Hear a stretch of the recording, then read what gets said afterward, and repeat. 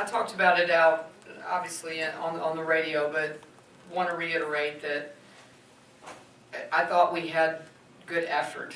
And we have to look at that at this point right now in our season and look at, are we still trying? Are we giving the kind of effort that it takes to win basketball games? I do think in a lot of senses that we are. From a defensive standpoint, I thought we were really good in the first half. And as the half went along, they broke us down a little bit. But I thought the areas that we weren't good enough in, obviously, is the turnover game was not good at all on our part. And I just didn't think that we rebounded the ball today the way that we have.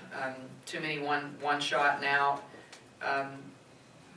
Just not enough extra possessions for us. I thought they got a lot. I mean, 17 offensive rebounds. We haven't. I don't know that we've given that up this year. If we have, I don't remember. But they got a lot of second chances that really broke our backs, I thought.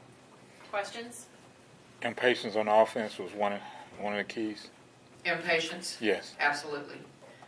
Even in the second half, and we just talked about it, we came out of halftime and regrouped, reset a little bit, and made some stops, and didn't make the decisions that it took out of those stops. A couple of just poor decisions. Not patient enough to reverse the basketball and let the play happen.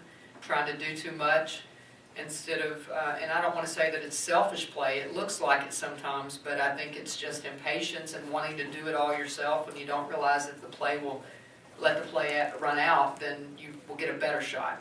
It led into their transition. It led into really the run that decided the game. Two phrases I heard today were take ownership, take responsibility. In your eyes, is the team headed that way? I think they're headed that way, yes. The hard part is that the people that are taking ownership are really young. So I'm asking freshmen and a sophomore to take, and a junior college transfer, I would add her in there, to take a lot of ownership. I think Chaz, as we go along here, she's gotten back into the flow. That she's been out and has missed some practice and been away from the team, so I would expect her to get back on track, but the majority of the ownership is coming from the young players, so it's hard for them. I'm not going to sit up here and say that this is an easy thing that we're all going through, because it's not. But if they had bad attitudes or they weren't trying, I would be very frustrated and I would feel negative. But I don't feel that way. I just feel like we're in a tough situation right now and that we've got to keep plugging along. Coach, because you have such a, as you say, such a young team, and you're depending on so many younger players, do you feel a need to remind them that as bad as things have gone early in conference, that you still have a ton of basketball left and there's still plenty of time to turn this thing around? Absolutely, and a lot of that has to do with the fact that we continue to still have, we have continued to have people in and out, and not anybody's fault. I mean, it's been through injuries. I mean, Gigi's just got back into practice. Sarah just arrived. I had Chaz and Selena both out in the past week with funerals of both of their of each grandfather. So I still think that if we ever get everybody back out there every day, that it could turn, and it's going to get better. So I do remind them of that a lot. Coach, before the season, I think most people thought that Kofi would be one of the team leaders.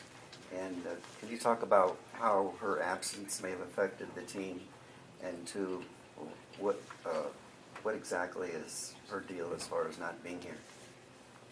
Koki's just still dealing with an undisclosed medical condition and will be, again, evaluated. She is evaluated on a daily basis. And I think any time that I think it's no different than Chaz being gone last week and missing the West Virginia game and being gone, the 3 days prior to the game. Selena was not here Friday for practice. She was in California at a funeral. Gigi hasn't been here. It's just the inconsistency of people being in and out that has been very difficult for this team. And it's not their fault. It's not anybody's fault. I'm not trying to put any blame on anyone, it's just been a difficult situation because there's such a lack of consistency in practice every day. Coach, you guys went on a run, took the lead, and then it slipped away. What was working during that run, and then what happened for them to take over the lead again? Well, I think we were getting stops, and we were patient and letting the ball get reversed, and we got better shots when we reversed the ball, but we just get very anxious.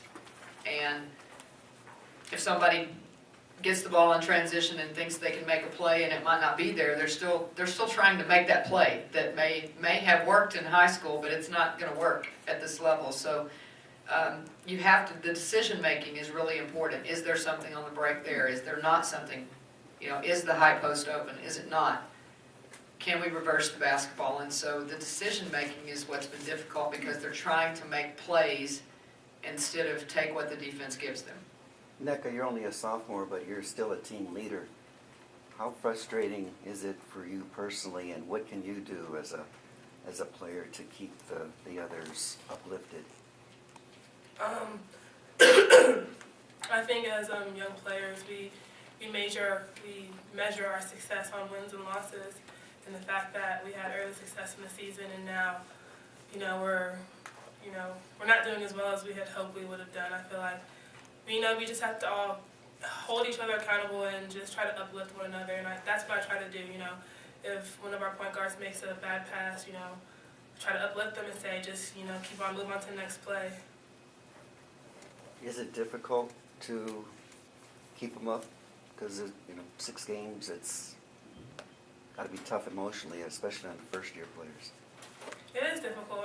Even though I'm a sophomore, I feel like this is my true first year playing at this level as well with them. So I feel like it's a step in for all of us. It's new and it's fresh to all of us.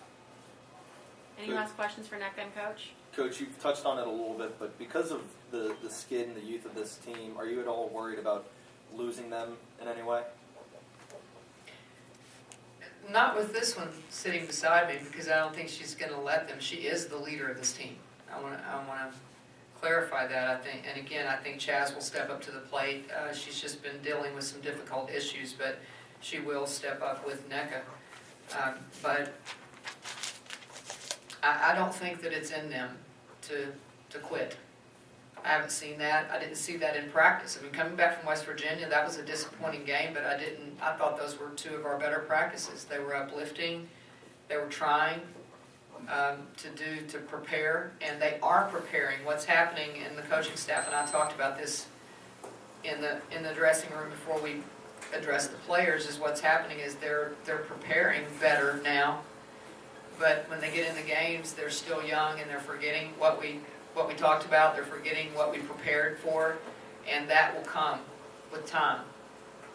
So I'm actually excited about the fact that we do have, I think we're through the storm of people being in and out, and I hope that we can get some consistency in practice and get people comfortable with some roles. That's been really difficult. I've even had to throw her at the 3, which she didn't work on all preseason. Empress has to play the 1 sometimes. Nobody really can get comfortable in a role. And I think that if we can keep this group of people together, then people can become more comfortable with what we're looking for.